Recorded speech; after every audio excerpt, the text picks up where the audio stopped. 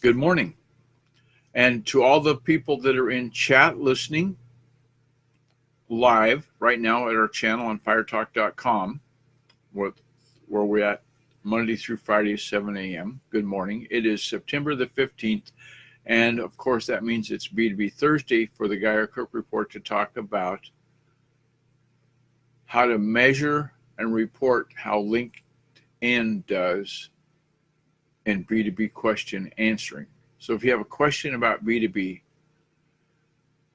what we do is we send you to groups, and these links are all going to be available, as always, on the GeyerCookReport.podbean.com. That's where they're at. You click that link, and it'll take you to the WordPress-powered blog that has the show notes. And in there, you'll see one that we did a search on LinkedIn groups. We said, how many groups you got? Just carte blanche. 1 million with an M, 652,104 results. I said, okay, what if I enter the search query of just B2B, not B2B marketing, not B2B tips, just B2B? How many results will I get? 2,877. Now, some of them were niche marketed to like B2B in Wisconsin. Some of them were niche marketed B2B in other languages, but that's the number that happened. So mathematically, if we divide that 2,877, which seems like a big number, into the 1,652,104, we get a very small number back, 0.0017, yada, yada, yada. Not very many. So then you want to maybe refine the search term to get a better results. So we put in an additional word of keywords. So we typed in the search box B2B keywords, and that came back with a link to the Influencer Project, optimize your LinkedIn profile, grow your LinkedIn community, and create leads via B2B networks. That link is in the show notes, and it takes you to groups, and just put in the search term B2B keywords, and you'll go to that same place. Big long URL didn't copy there. So if you've got a B2B campaign, you might want to consider LinkedIn groups and search for your niche in that campaign, what your goal is. We were talking earlier with somebody that sells Mary Kay Cosmetics, and she has a demographic target, female 25 to 35 years old. And so she could look in there for niche markets that they're involved with and then target that group there. So there's a little tip from LinkedIn for B2B.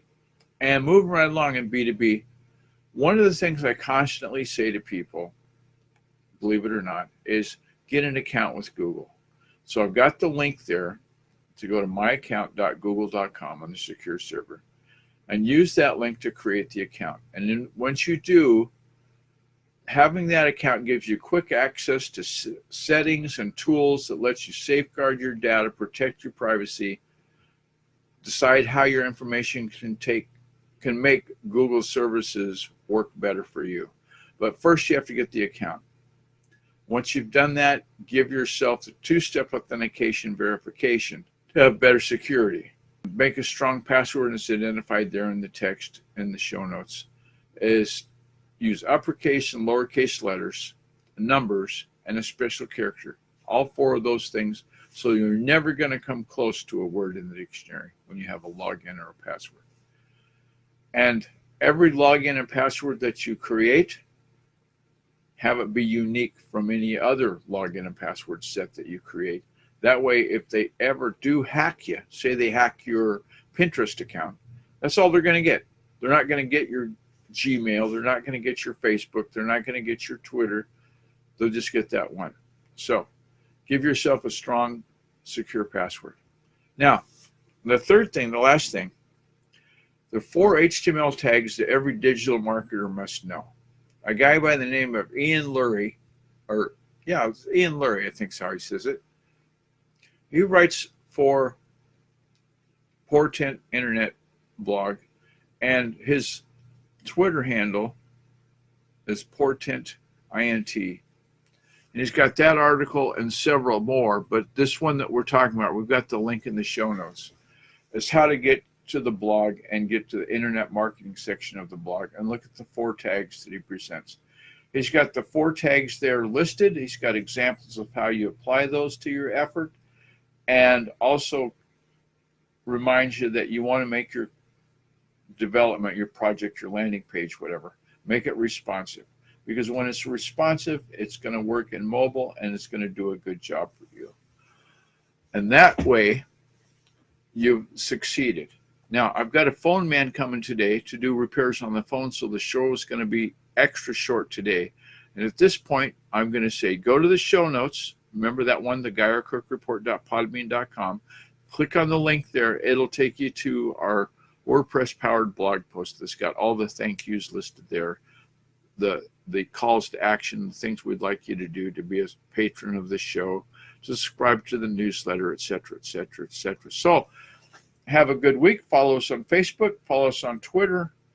And on that note, I'm going to say those 3 magic words. Yep, it's a wrap.